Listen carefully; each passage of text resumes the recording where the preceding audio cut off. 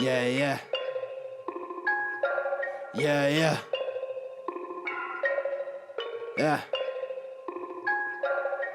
Look, Wrestling 101, classes in session. Pay attention to the teachings, that's from Andrew and Derek. I mean, these guys making a killing with no competition. Dynamic duo better than the Hardy Boys and the Dudley Boys. Everybody make some noise, mess with them, you get destroyed. They cannot be beat, take a seat. Watch them do they thing on the MIC. Face defeat, they cannot be seen like JC. Oh my goodness, it's a killing spree. It's David Adams from Voice of the Ring, here to let you know that Wrestling IQ 101 is the wrestling podcast you need to be listening to, and you need to listen to it right now. Hey guys, you're listening to another edition of WIQ 101. I'm Andrew, alongside Derek. You. And today our special guest is none other than the Delster, the Lifeguard, Big Del. So man, how you been? Fantastic. What about you guys? Doing good, man. Doing good. Great. We're always great. So Mike, how has the transition been from leaving, WrestlePro and finding your own way? Because that takes a lot of guts. That's a place of comfort, right? Right. And then you just kind of, you just up and left, and that could be kind of scary, right? Well, it was more of like a Okay. it was more of a mutual parting. Mm-hmm. It wasn't just my idea to leave. It was other people's that runs the place there. It was also their idea that I leave. Mm-hmm. But I felt like it was probably in my best interest because Dan Moff is like one of my close friends. I always go to him about advice and everything like that. He's like the godfather of wrestling, as everybody knows.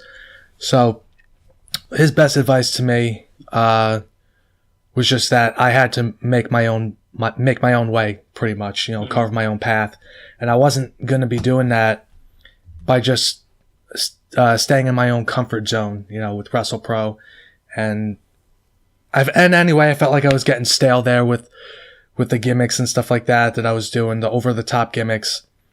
So I felt just branching out and going out and doing places like the Midwest and CZW and stuff like that was the better option at this point in my career, rather than just sticking with one spot. Was it hard to bet on yourself too? Being so comfortable where you were. Was it hard to bet on yourself that you were gonna succeed in other places? No, it wasn't hard at all, because I'm a very confident person, and you have to believe in yourself. And if you don't believe in yourself, nobody else is gonna. So it was pretty easy for me. Yeah, I was gonna say with WrestlePro, as a fan's perspective too, just like watching too. It was like when I first started going to WrestlePro, it was like the Lifeguard. Right. I see you doing your thing. Then I could see kind of like what you're saying. Like it kind of got stale, and yeah. I seen kind of like you were partnering up with like Beefcake and right. and Gibbs as well. And I don't know, it was kind of like for me looking on outside, I was like, that just doesn't like look right. Yeah, I don't like that. After the whole Lifeguard thing, and at first I wasn't hot about the whole Lifeguard thing, but then I eventually made it my own, and I kind of took to it. But then they decided to do away with it for whatever reason, and then I wanted to do my own thing. Mm-hmm.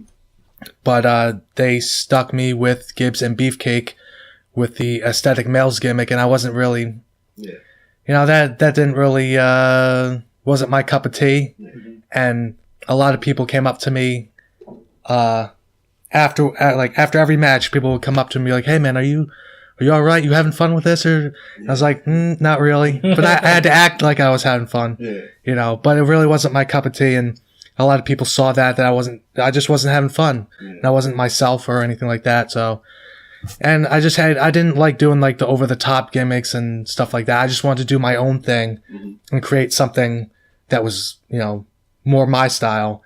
And I really didn't get the chance to do that in WrestlePro. So that was also one of the benefits of leaving, is I actually got to do, something that I wanted to do. I mean, you're one hell of a performer, because I thought you were having fun out there. Oh yeah, thank You you. with the clap, and I was doing the clap. I mean, Yeah. everybody was doing the clap. No, not everybody I had to was. force myself to actually do it sometimes because, like, in my head I'm like, oh, this is so stupid, and then I'm just like, all right, let's just do it. I see you're one of those people that's like you're like Bobby Wayward, like Nico's Ricos, like you guys as like happy like faces. I don't like it. Yeah, It's like you're way better as a heel. Like, exactly. people want to hate you. They don't want to like you and 100%, 100%. I would like it. Trust me, yeah. No, trust me, 100%. Everybody, they want to hate me, 100%. No, you kind of touched on it a little bit. So I don't know if we could really like call it an evolution because you still do the lifeguard thing. Right. Did you, like you said, you wanted to stop with like the over the top gimmicks? Did you feel like you had that was something you had to do, just become Mike Dell and not do the lifeguard anymore at some point? Yeah, I felt like it was something that was needed. I felt like something fresh needed to be done. So I felt like it was, certain things run its course and then it's time to move on. So I felt like it was needed. Yeah. How did you come up with the lifeguard gimmick? Well, there was a guy, I don't know if I could, I'll say his name, Eric Pleska. I don't know if anybody knows him. Eric Tapout. He used to run PWS with Pat Buck. And then, they had a whole falling out because Eric's a scumbag and apparently stole money and stuff like that. So, but it was his idea because I was doing this thing called the Mighty Good Man, Mike Dell. Yeah. So, I came out to the Salt and Peppers theme, What a Man. And I came up with that because I was watching, I think, Lawrence Taylor and Bam Bam Bigelow from WrestleMania 11, I want to say. And I remember they had like a whole thing for Lawrence Taylor when he came out.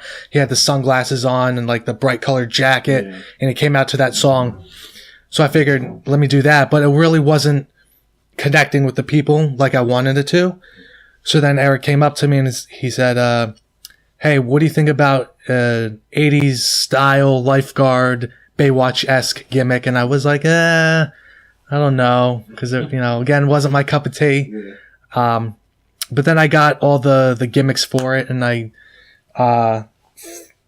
debuted it in New York in 2013, I believe. And as soon as I came out with the whistle and everything like that, the place went nuts. They popped for it. So I was like, all right, I think I got something here. So that's how that's how that was brought about. But again, wasn't my idea and wasn't something I wanted to do. But once I started running with it, it was like, all right. But then, it ran its course and everything like that. So whose idea was it to bring it back at CCW 19? That was, I believe, I think it was either Zach or DJ, one of them. Okay. One of those. Because of the whole MTV thing that happened in December, which I got a lot of bookings off that, even like House of Glory and stuff like that. So once that happened, I think it was like, all right, we should do something to capitalize on this. So I think it was either Zach or DJ, one of those two. It was like, we'll bring in the lifeguard as like a, special appearance type thing for the Rumble. Okay. So I did that. Now, going forward, do you want to be Mike Dell going forward in CCW? Yeah. I mean, I wouldn't mind doing the lifeguard every now and then. But yeah, for the most part, I just want to kind of be Mike Dell and just do my own thing, It'd be kind of cool because you could do 3 Faces of Foley. Right, exactly. Well, actually, that's funny that you bring that up because that's kind of what the whole Delavision gimmick is about. Yeah. Is when people ask me what's Delavision, that's what I tell them is. So basically, there's a a different character for each TV show. So maybe on one TV show, like a CZW, you'll get the Delster Mike Dell, or maybe on another TV show, like Standalone Wrestling, you'll get the Lifeguard, or maybe, somewhere out in the Midwest, you'll get something else. So it's like, I want to portray a different character for, for almost every wrestling company. So it's like putting a different character on a different TV show in a sense and calling it encapsulating it into television, essentially. That's actually the smartest thing. Yeah. That's pretty cool. And you have the TV guide to go with it. So that's Yeah, exactly. Yeah, definitely. Yeah. Now, do you ever feel like, I always look like the perfect example is like Goldust. Do you ever feel like the lifeguard gimmick has like held you back, or like people like they want the lifeguard instead of Mike Dell? Because like Goldust, always feel like Goldust, he just wanted to be Dustin Rhodes, Right. but people wanted him as Goldust. Then he eventually just made the best of it, Right. and it also is that something you do? You just like, I'm gonna just make the best. Yeah, I mean, I at first I felt like that, where I thought it was the gimmick was holding me back from doing other things and stuff like that. But then, the whole MTV thing came up, and I got to do that with the Miz and everything. And then I was like, and then I got bookings off that, House of Glory, things like that. So then I started looking at it as like, all right, I understand why people like it. I understand how it's over to a certain extent and everything like that. So if that's what they want, I'll give it to them, and then I'll just do my thing over here while, also doing that. Yeah. And how did you get involved with the MTV's TRL? Like, how did it all come Man, about? it was out of nowhere. So I was at work, and I got a Facebook message from this girl who said she was a producer for MTV, and she was doing a wrestling episode on TRL with The Miz, and she came across my Lifeguard videos on YouTube and thought I would be perfect for it.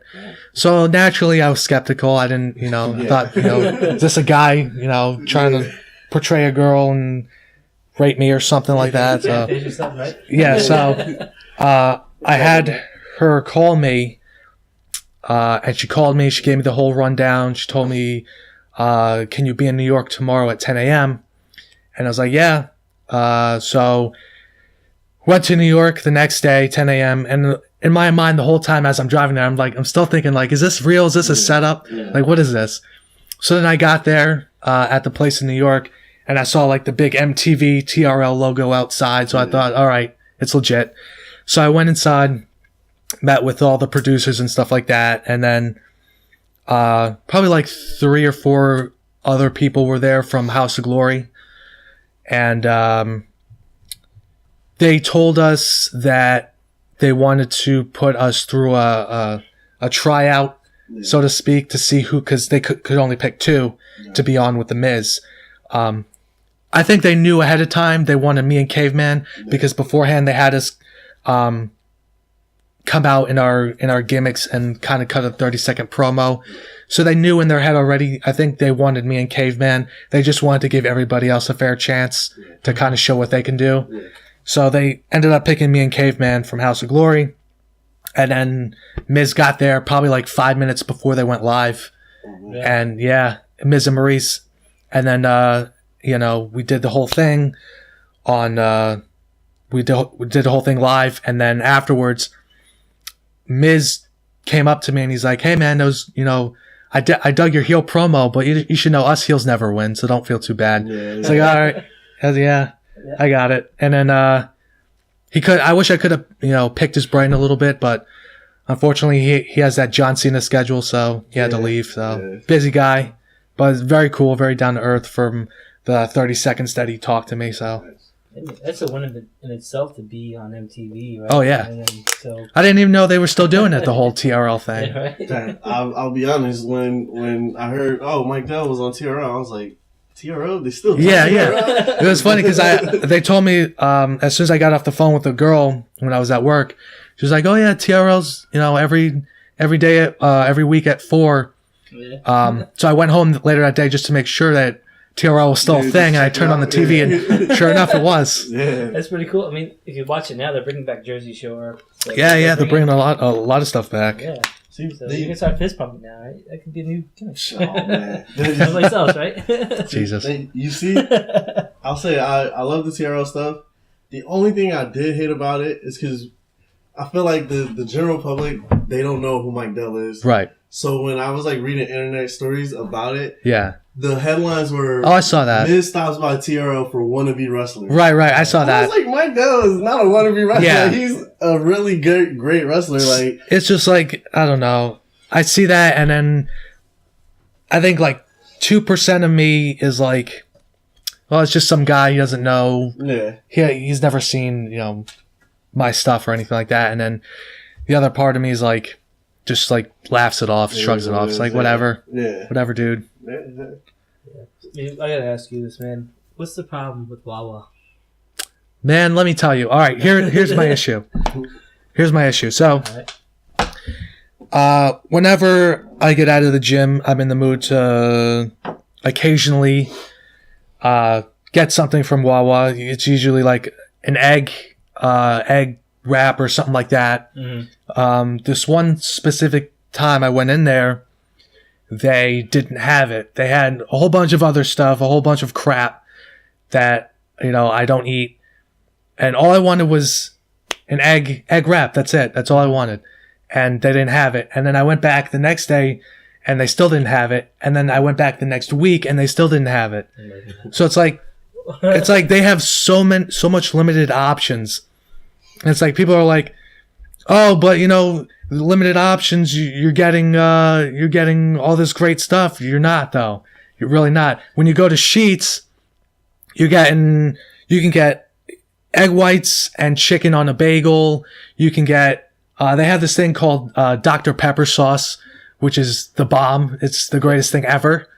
They have a whole variety of things to choose from, like 1,000 things to choose from. It's legit the greatest place ever. Really? Where is the nearest one? I want to say probably Pennsylvania. They got one. So They got one in Pennsylvania, Ohio, Indiana, so it's like a major. Pretty much out there. So I wish they had one in Jersey. Not gonna lie, every time I go to Wawa, they're always out of breakfast sandwiches and everything. Yeah, that's what I'm saying. I get upset with that too. When you go to Sheetz, they always have what you have and what you want in stock. Yeah. They'll make it. They always have you. it. You just have to ask them, because when I go on break for my job, it's right across the street, and I'm like, I need this, and they're like, okay, we'll make it for you. And I'm like, Yeah. I thanks, Wawa. I work in Elizabeth. You're not asking nobody. In Elizabeth, you're not asking nobody for nothing. Yeah, you just mind your business over there. Yeah, you just be quiet. That's it. just buy whatever's on the shelf. Buy Right? whatever's there. Seriously. Oh, I'm sorry, man. Oh my goodness. No, that's funny. Wow. So quite recently, we talked to you at Synergy Pro Wrestling, and you're in a triple threat for the number one contendership for the Jersey All Pro Light Heavyweight Championship. Yep. Which you were successful in winning. That's right. Now you're gonna face Arcadia for the Light Heavyweight Championship for Jersey All Pro Wrestling. When we talked to you, you kind of told us you felt some type of way because Jersey All Pro hadn't booked you. And then now this is your opportunity right here. You're taking on one of the best in Arcadia. Right. Like, how do you feel about that whole thing? Honestly, it's it's a long time coming, obviously. But Arcadia is one of the guys that I watched 10 years ago when I went to my first Jersey All Pro wrestling event when I was 18. So to actually be in the ring with him and wrestle for the Jersey All Pro light heavyweight title is just it's amazing.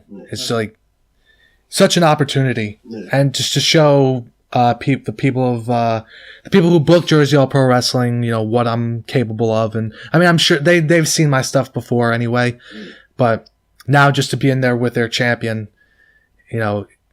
makes me look. They'll have twice as many eyes on me now. Yeah, definitely. And if you beat them. Yeah, exactly. Then yeah, it's tough. That's some prestigious stuff there, man. But if you beat he's him, good. You have Anthony Bennett booming. Yeah. Oh yeah. He's the number one contender. Yeah, he's another one that's really good. Yeah. I like Anthony. I mean, who would you rather? Do you think you can take on Anthony Bennett? Oh yeah, of course. And defeat him? Oh, of he's course. One hell of an athlete. 100%. I mean, he's a hell of an athlete, but I mean, of course, I can definitely beat him. Yeah. Absolutely. You touched on this earlier before, Dan Moff. You actually got in the ring with him. How was that getting in the ring with him? Because I don't know a lot of people that would want to. It's scary. Get in the ring with him. It's scary at first because you're standing in the ring and then his music hits and he comes out and you're just looking at him. Yeah. You're like, oh, well, I guess this is it. the end of my life right here. But then, no, he's just very, he brings something out of you that a lot of other guys don't bring out of you. So, and he always tells that to guys too. Like, when you wrestle me, I'm going to bring something out of you, to make you better. And that's what he did with me. He made me, that much better when I was in the ring with him. He's so good. Such an awesome guy too. Yeah. When we talk about Jersey Girl Pro, it's like Dan Moff. He's like the face. Him, Yeah. as well as Monster Mac.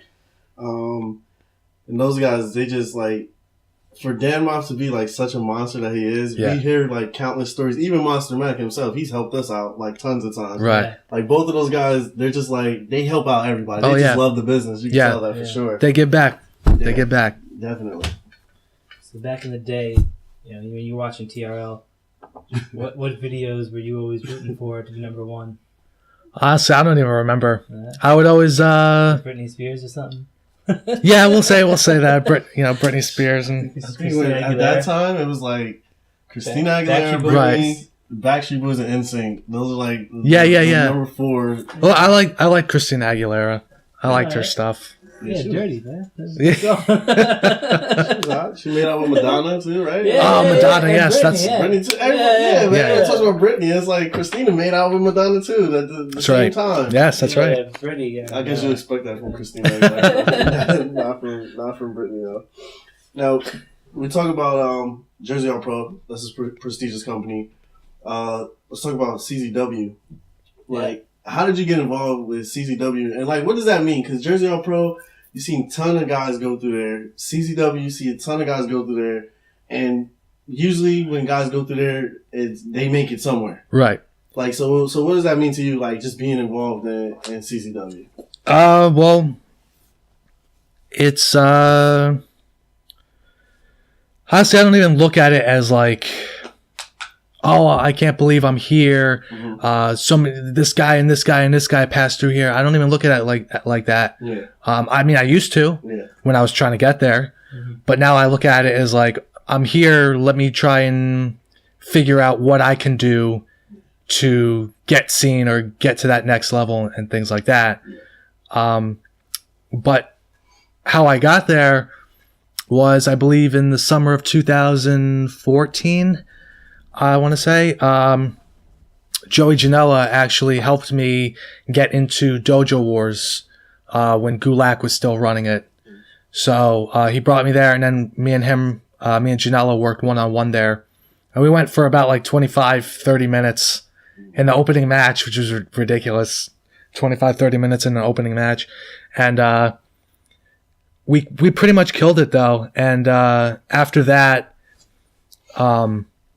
I made some contacts and stuff, so I ended up going back a short while after.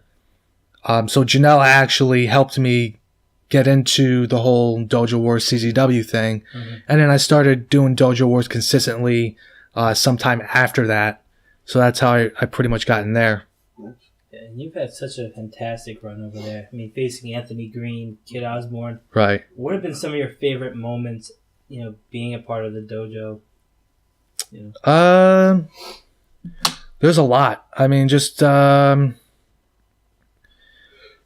fun with just having fun in the ring with everybody, and helping people progress, and in turn having them help me progress, and overall just having fun. That, like, I talk to Kid Osborne all the time about that, is like, everywhere you go, it's always like politics and all this and that. And Dojo Wars is just a place to have fun. And obviously, it's been said, it's the NXT to CZW. So obviously, you want to put on good performances and good matches and stuff, but overall, you just have fun. Yeah. So honestly, my best moments are just like having, like, the whole stuff that I was doing with Kid Osborne when we were teaming together, just going out and having fun and just doing our thing, and not even, like, one time we hosted the entire show as a team, and we didn't have any like scripts of what to say, of what we were going to say. We would, introduce everybody in their matches. We would act as the ring announcers, and we would just go out there and have fun. So I think that's, it's the most important part of wrestling, and especially over there. Yeah. Did you feel that way at Warriors of Wrestling when they do, like, when everyone's around the ring and you get to go in there and Oh yeah, compete? It was the same atmosphere. Yeah, absolutely. Yeah, that's like a Beyond Wrestling type of thing where everyone surrounds the ring, and it's just a camaraderie thing. It's like all the boys helping each other out, supporting each other, and things like that. Does it help you when people heckle you a little bit? Oh yeah, it helps. Absolutely, 100%. Whether you're cheering or booing or heckling or whatever, as long as you're doing something, you always feed off of that energy. Yeah. Now, how do you create those reactions? Like what goes into your promos and you just being because you're a really good heel, what just goes into that? Or is that just naturally who Mike does? He just hates people. Yeah. I think that's natural. People just want to hate me. Honestly, I just I don't even know. I think it's just a way, for me personally, I think it's just a way that I come off in my promos. Mm-hmm. I try and act like this is it's real life. A lot of people just go out and they'll cut a promo and they'll pretend to be a character. But when I go out there, I feel like I really don't like you, and I'm really saying this to you. This is how I really feel. That's how I look at it. So when I do my promo, I come off that way, like it's not a promo. I'm really being genuine, which I am. So, but I think I don't know. I think that's also singling people out is good too. I remember at Synergy Wrestling, there was this little kid in the front row. Do you remember this? Yeah. A little kid in the front row, probably 5 years old, and he was all for the good guy, man. He was all for him, and I just kept looking at him the whole time. Every time I would get on offense, I would just look at him and smile in his face. And then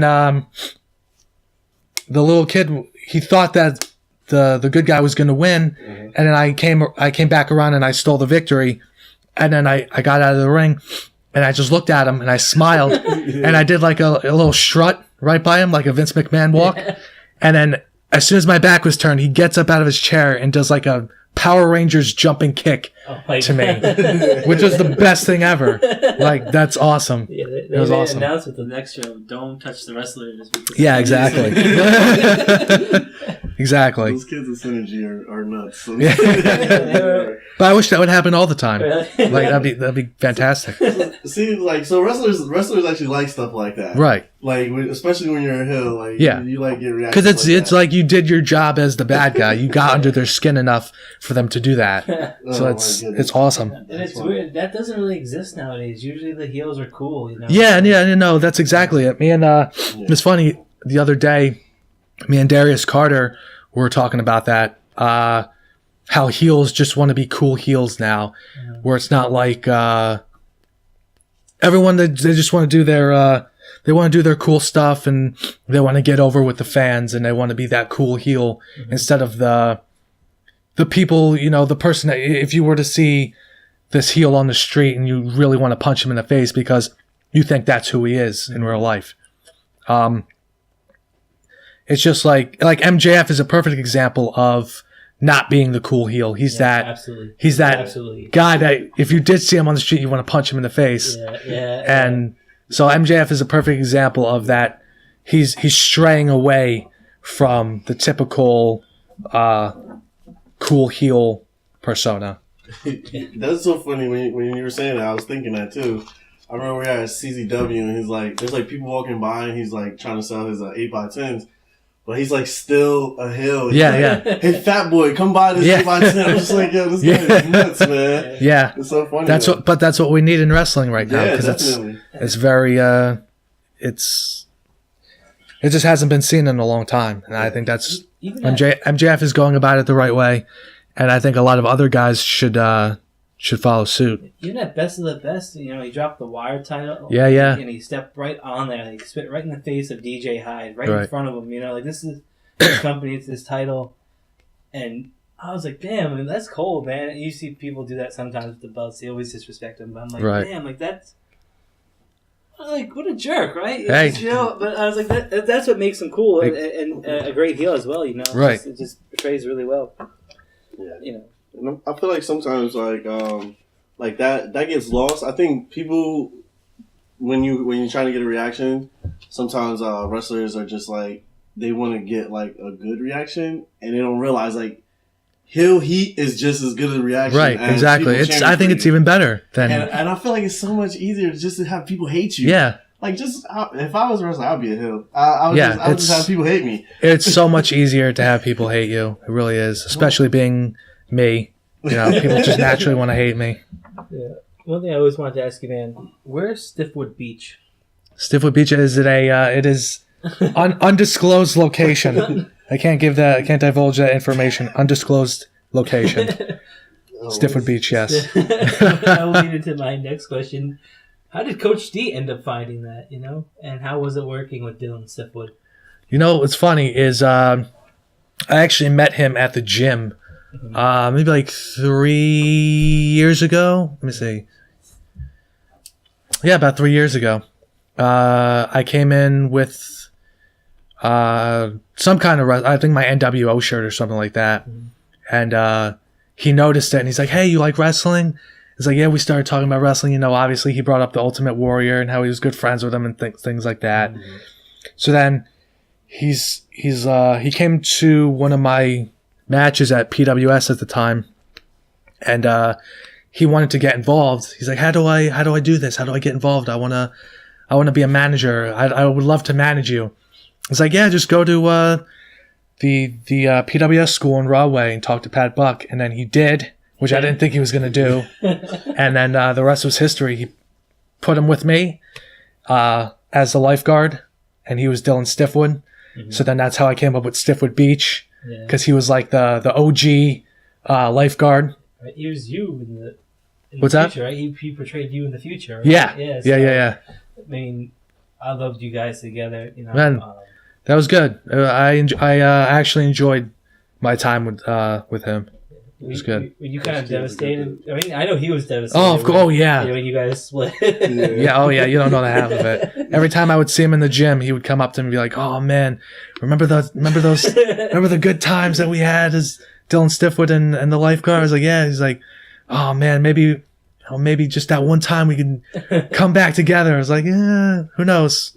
He had a great run as Joey Janela from the future. As well. He did excellent with that. He retired. He did excellent with that. Yeah, I mean, that what a guy, man. He's one of my favorite people. Oh, yeah. You know, even with Team España, it just made them feel so much, and even Nikos Rigo, it's just just the missing. You know, those guys needed him, and not that they needed him, but it just added a little more. Gave it a little kick. You know, when you found out that you weren't going to have Ashley anymore. You know, were you kind of like devastated a little bit? Not really. No. Because the whole thing was like I liked her, and but she would show up, and I think she was told to like come in wearing like a one piece red like a bathing suit, like you know how Pamela Anderson used to have it and stuff, and then she would come out with her like her rocker gimmick stuff, so it didn't look authentic. You have a lifeguard. And then you have someone that's supposed to be a life girl, but she comes out in like the whole punk rock attire. So it didn't really mesh well. Yeah. So honestly, it really, I mean, I wish it could have gone better because I think it could have been awesome. But I wasn't really, I didn't really care. Wasn't a big deal. I was not complaining about her attire. As a fan. But it helped get you noticed, right? Yeah. Oh, exactly. Yeah, absolutely. Now, did you ever watch Baywatch? Rarely. I watched maybe like a couple episodes. I only remembered the wrestling episode with Ric Flair and I think Vader. Yeah, I remember that one very well. Kevin Sullivan. Yeah. And Sting was Macho Man. Yeah, it was Macho Man. Yep. Yeah. Hogan. You didn't. You strike me more as a Thunder in Paradise kind of guy. Yeah, I love that. Yeah. Thunder in Paradise, absolutely. You better believe It's it. one of the greatest shows of all time. Love it. Love it. Man. Who on Baywatch? Who's your favorite lifeguard? If you have one, I feel like David Hasselhoff. Well, mine is Pamela Anderson. I mean, Yeah, Everybody's Pamela Hasselhoff. I think he might be the GOAT. yeah. I think he might be. Did you get to see the new the Baywatch movie with The Rock? No, I didn't get a chance to see it. I heard it was really good though. Yeah, I want to see it though. I was supposed to say, I heard, Yeah, I want to see it. I heard it was bad. Some people told me it was bad. Who do you think would win in a fight, David or The Rock? Oh, of course, The Rock. The Rock. Come on, What The about Rock. you Yeah. in the triple threat match, If who? you, The Rock, and David Hasselhoff. Oh, me, 100%. Yeah, You 100%. blow the me. whistle, distract me. Yeah, or something exactly. like that. Whose idea was that your idea to get the whistle and start blowing it like really obnoxious? Yeah, it was. Yeah, Okay. That was yeah. awesome. I thought that was. And it pissed a lot of people off too. Like genuinely made them mad. Really, yeah. Because like every second I got, I would blow the whistle, and they would be like, "Oh, would you just shut up? Just wrestle. I don't want to hear it." And they would. I saw some kids covering their ears. Really. It was great. I thought, oh, I'm just gonna keep doing it now. Oh man. And was it really sun lotion, or did you get like? No, I tried to get actual nose guard stuff, but it would come off during the match. Okay. It would just. So what I got was something called acrylic paint. Mm-hmm. So I just put that on. And it stays on the whole time. Oh man. So a little secret there. So Mike Dell's Baywatch, we'll call it that. I guess I'll give you 3 guys. I'll give you 3 girls. Okay. Who's your lifeguard team? It can be anybody from any aspect. I'll give you 3 guys, 3 girls, and this is Mike Dell's Baywatch right here. Who you putting on there? I know this is tough, putting you on the spot. Let's see. Captain Virgil. Please. 3 guys, 3 girls, huh? 3 girls. I feel like it was like 7 of them altogether. I feel like Jonah Hill would be like a good. Like, Jonah Hill, yeah, no, yeah, get out of here come with on, that. he just like crack you up. Let me see.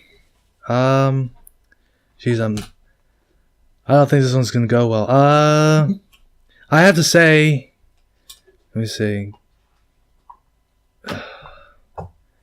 Say, obviously, you gotta have the OG David Hasselhoff. Yeah. Okay. You gotta have him. Let me see. I'm not good with names. Blanking here. It's kind of tough, man. That is a tough You know, one. this- you don't think about people I would want to hang out with. It's like lifeguard buddies. Jesus, I don't even know. Man. Let me hear yours. Oh, you want You mine? got. All right. Let me hear I'll yours. do three guys. Of course, I'll take David Hasselhoff too. That's the OG. I feel like 2 dudes that are like perfect for it, like Rob Van Dam and like Matt Riddle. I Okay. feel like they would be like perfect lifeguards. If I got to go girls, let's see. I'm gonna go. The woman who played Superwoman. I'm gonna go Pamela Anderson for sure. I love Thunder Rosa, so I'm gonna just make Thunder man, Rosa okay. a lifeguard for no reason. And the third one, Penelope Ford. There we go. That's it. All right. I put Kelly in there. Hey, Kelly, oh boy. Yeah. Maybe. No? Man, I definitely go with Jonah Hill. Though. I don't know why. I really like the movie, so I feel like I just chill with him. That's weird. Maybe the situation. I don't know. The situation. Yeah, That's situation. actually not about. Yeah. Yeah. Or Ronnie. Yeah, Ronnie. Ronnie. Yeah, definitely. Maybe Pauly D. I don't know. Man. I mean, I did see that SummerSlam commercial where Brock Lesnar like F5 the Shark. So Oh, that's right. There's Oh, yeah, you say Brock something Lesnar. down. Like I know that he's gonna run in there and do Absolutely. some business for me. And I'm like, I'll just stay back and No. get my Corona. I don't know. That's funny. Now, if we're gonna let's keep it nostalgic. You have a cool shirt. The shirt. That's right. Yeah, Nintendo. Nintendo 64. N64 inspired shirt. I mean, I can guess how you came up with Of that. course, shirt yeah. for it. What are some of your favorite Nintendo 64 games? Oh man. Gotta go GoldenEye 007. That's my favorite. That's right. man. That's my right. favorite. Perfect Dark. Yeah. The obvious ones, No Mercy, WrestleMania 2000, WCW NWO Revenge, WCW World Tour. Oh yeah, man. About Mario Go-Kart. Oh, that's right. Yeah. Mario Party. Smash Till Dawn. That's right. Jeez, man. And I was just playing my N64 not too long ago. I still got it hooked up. Oh yeah, right. Oh Yeah. man. The racing games were always like, they never were the same as playing them in the arcade. Oh yeah. I mean, I feel like that was like the first system where you could play with like 4 people. Yeah. I feel like everything else was just like 2 players. Absolutely. Especially GoldenEye, man. Bro, GoldenEye, that was my shit, man. Yeah, That was my shit. You and 4 people, you and 3 other people. You find a golden gun. Yep. Oh man, 1 bullet. It's over, bro. It's over. oh Yeah. man, that was the game back in the day. Yeah. Oh man, I remember I used to make all the wrestlers in like WrestleMania 2000. Yeah, me too. I was telling Bull Cannon, I was like, when you beat up Too Cool with Big Boss Man, I had to go on my game system and beat the crap out of you. Being at my buddies, I was team Too Cool. Man, that was a good question, man. That was good. Now you got me thinking about that all stuff. Oh man, so let's see. Is there anybody that you haven't faced yet on the indies that you want to face? A whole bunch of people, man. I feel like everybody always has like a Yeah. hit list since Cody Rhodes came out with the whole list. Yeah. Jesus, guys like Sammy Callahan, Yeah. Jake and Dave Christ. A lot of the Midwest guys. I think I wrestled Ace Austin before at Dojo Wars, but I wouldn't mind locking up again somewhere out in the Midwest. Who else?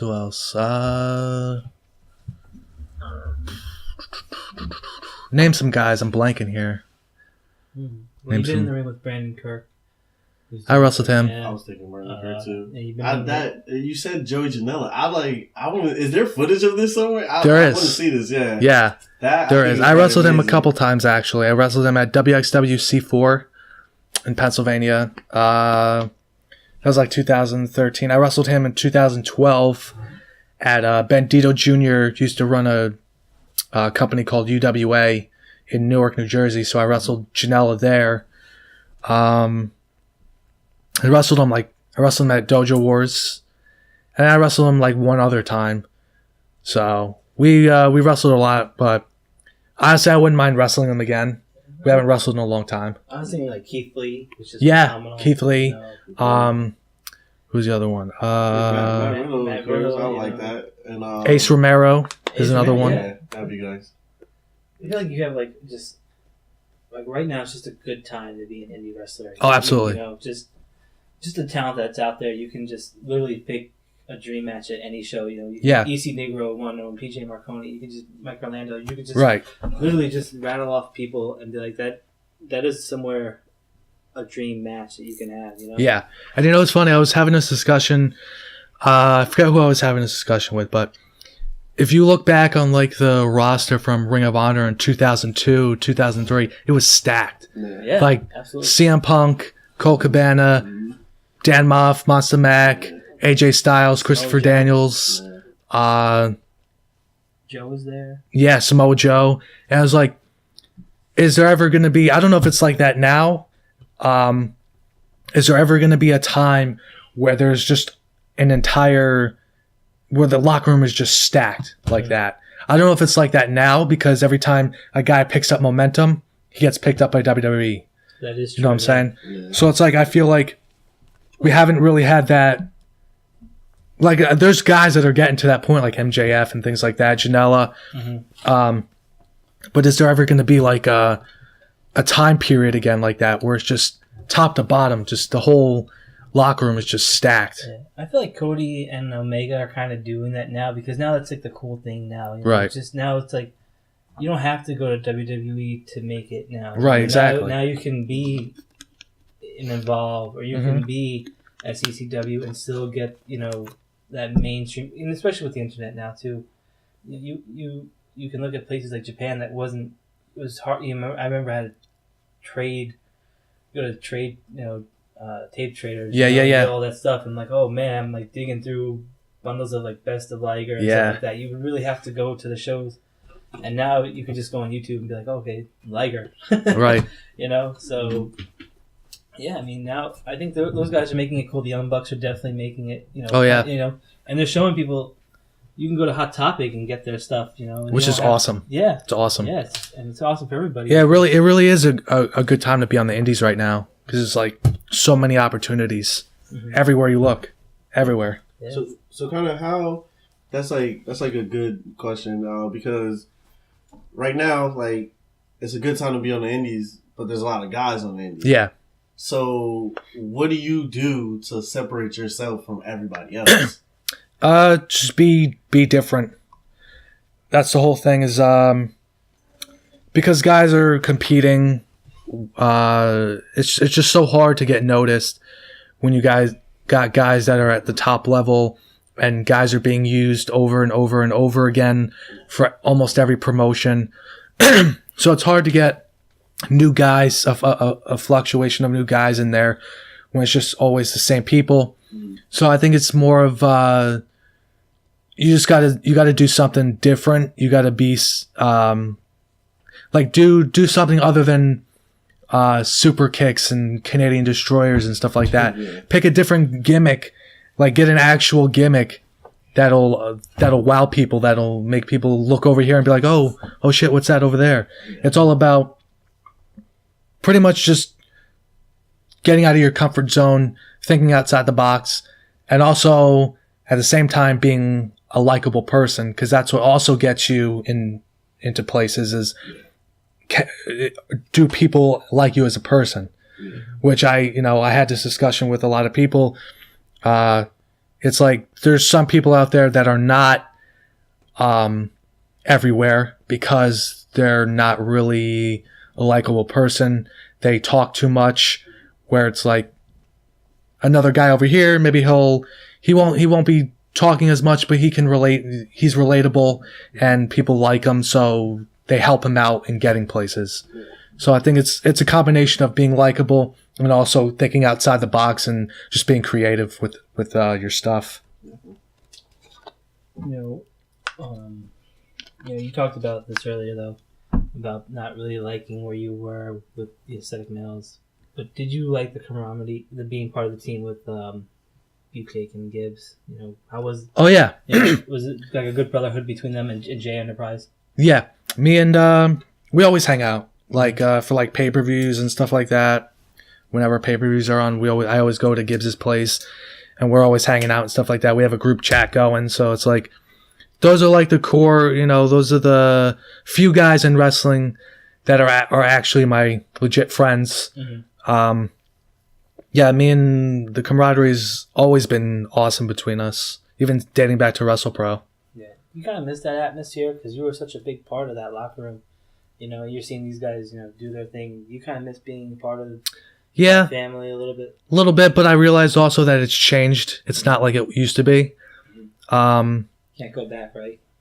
Yeah, so it's like when I was there, it started off with like 9 people, 10 people, and then it grew to 13 people, and then it dropped down a little bit, and then a little more came, and then it dropped down a little bit. But it was always like a close-knit family, you know what I'm saying?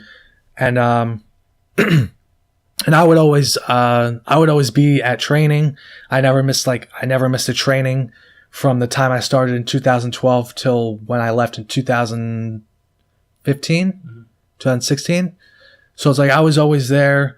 I would help the younger guys out, the guys just starting and things like that. So it was like a very close-knit family, but then I realized on my way out that it kept getting bigger and bigger and bigger, where it wasn't as tight-knit as it used to be. And just like the whole atmosphere changed, and it was like, it wasn't what it used to be. Mm-hmm. So I realized, I do miss it, but I realized that, I'm just missing, what it used to be. I'm probably not missing what it is now. You know what I'm saying? Mm-hmm. Yeah, absolutely. Yeah, you definitely feel that way. You can go back and look at that, school memories and stuff like that. But, Yeah. you know, you just can't go backwards. You got to stay Exactly. fondly on those things. And I think for you and like Gibbs, I think especially like leaving, I feel like it helped you guys more. Oh, absolutely. Yeah. You know who it also helped? Kid Christian. Yeah. Oh yeah. Because Yeah. he Yeah, used like, to he used to train there Yeah. for a little bit, and he would try. He would come up with ideas, and they would tell him, "No, we have something for you. Just hang out a bit." Mm-hmm. But it got to the point where it was like he's doing shows over here and he's killing it, Yeah. but meanwhile he can't get booked at the place that he's training at. Yeah. So then he ended up leaving there, and then he went out and did his own thing. He made his own merchandise, did the whole Kid Christian thing, and blew up. Yeah. And now he's doing way better out there than he ever would. They actually brought him back in. Yeah, yeah, exactly. You know, it's Yeah. just amazing. Like, you touched on it. And yeah, I mean, sometimes, you have a teacher, sometimes this doesn't click, you and a teacher, Right. it's just, and you go take the same class again with a different teacher, and you're just like, oh, well, that's what. But that was always like the philosophy of Pat Buck Yeah. too. Was like after a certain point, he kind of wants to see his birds leave the nest, so to Yeah. speak. He doesn't want them sticking around and whatever. I guess it's just like it's like a filter. It's like filtering in, filtering out kind of thing. Yeah, like a parent, right? So like once you're here, now you go fly away, and then other birds come up. Yeah. Kind of like that. So that's kind of the whole philosophy with him. So Yeah, that's pretty good philosophy. Yeah. And it Makes helped, sense. It helped you out too, and we gotta talk about UWA Elite because you've been a mainstay there, a couple of shows. What do you like about being there, and what are your goals in UWA Elite? I like it because I know everybody there, so it's like when I first started in 2010, all those guys were already surrounding me and training with me and stuff like that. So I already know everybody there because I practically grew up with them in the business. But basically my goals is honestly just to put on really good matches, and hopefully climb up the ranks. Are you looking at TJ Blade? And Of course. thinking about that title. Of course, he's got the title, brother. Yeah. I'm always looking at the title holder there. And that synergy, Matt and Kyle, they're going to compete for the championship. I mean, you got eliminated. Who would you rather face? Matt Tremont or Kyle the Beast? Because it's going to happen. You're going to be the number one contender Right. eventually. Who are you looking at? That's a tough one, man. They're both scary guys. I think I would want to wrestle Tremont just for the fact that I haven't wrestled him before. Okay. I wrestled Kyle maybe like 2 or 3 times before, and they were really good matches. But I want to see what I can do with Tremont. See how I would fare against him. Yeah, I think you would do pretty well, man. Who knows? Who knows? Yeah, Matt Tremont, man. Depends on the type of match. Yeah. Give me a regular match. Like a barbed wire road match. I think I might have to I would be done. God, That's him and it. Nick Gage, oh my god, like ready to die. I was Jesus. That was like, they didn't even have a pinfall, and it was like a 3-stage match. It was just like, oh, let's change the ropes to barbed wire. I'm like, no, let's not do that. Yeah. That's funny. Because I don't want to see those guys get hurt. I mean, but, Yeah. oh my god, I don't know if you saw that match, but that was crazy, man. Insane. Now, for you personally, like what's your goal for you, Mike Dell? What's the finish line? That's a lot of people have goals and stuff. I don't really. I mean, I used to have goals of like, oh, I want to get to WWE, or I want to do this, I want to do that. But then I learned over time, really goals are just, I mean, it's nice to set goals and try and reach them and everything, but it's like, it's wrestling. So it's like something may happen where you're not going to get to that goal, or something may happen where now you're doing this. Like the whole, like the whole thing with, let me see if I can think of an example. The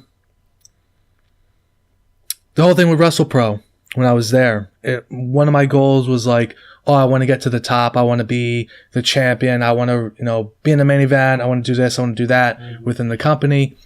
but then certain things happened internally, and it put me in a different direction.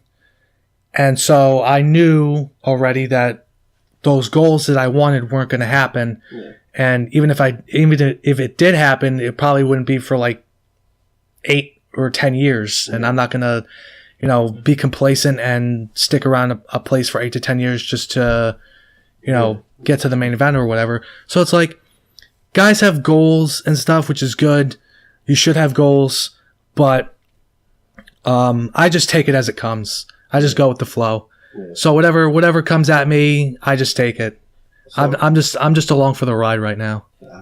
I saw a tweet from Joey Ryan the other day, and it was like, when you're an indie wrestler, it's either you work and you get signed by WWE, or you are an indie wrestler long enough that you just become a carny. Yeah, pretty much. Yeah. I have to agree with that. You have to get signed by WWE or just a carny. It's like it's one or the other. That's all. Maybe he's listening to Al Snow or something like that. Hey, it's a mark, man. That's funny. So, we got to talk about this before we end. You're going to be at Standalone Wrestling. Right. What will you be doing there? And are you looking forward to that huge event? Yeah. Standalone is the new company run by Preacher. So, as far as I know right now, I'm just doing the whole gimmick table thing as the lifeguard. Mm-hmm. I think there's going to be some life girls there. Oh, nice. Who knows? Oh, nice. Other than that, I may or may not be wrestling. I'm not too positive on that yet. But hopefully I'll know in like the coming weeks leading up to it. So I think it'll be really good. We're going to be there. I'll make sure our table's by yours. That's right. Yeah, absolutely. Seriously, right? Oh, man. So, Del, in closing, man, where can people get you on social media if they want to connect with you, man? Instagram and Twitter is at Delavision1. YouTube, youtube.com/Delavision. And then for all booking inquiries, mdelbookings@gmail.com. Nice. Yeah. And we definitely appreciate you coming through. Thanks for having me, guys. Appreciate it. For sure. Anytime. For sure. Yeah, we are Wrestling IQ 101. You can follow us on Facebook, Twitter, and Instagram at Wrestling IQ 101. You can listen to us here on the B Plus Player Network or subscribe here on YouTube. And also make sure you head over to CollinElbowBrand.com. Use the promo code WIQ101 for 10%. See you next week. Peace.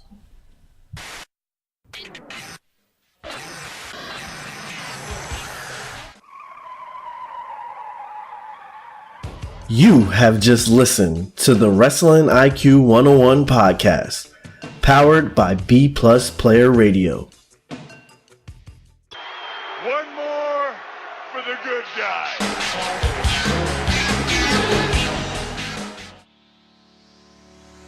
Hey guys, this is Derek from the Wrestling IQ 101 podcast. Just want to let you know about this great partnership that we have with Collar & Elbow now. You can check out all of their great merchandise at CollarandElbowBrand.com. Make sure you use the code WIQ101 to get some great savings. Everybody likes saving money. I like saving money, so you should too. CollarandElbowBrand.com, WIQ101. It's a match made in heaven.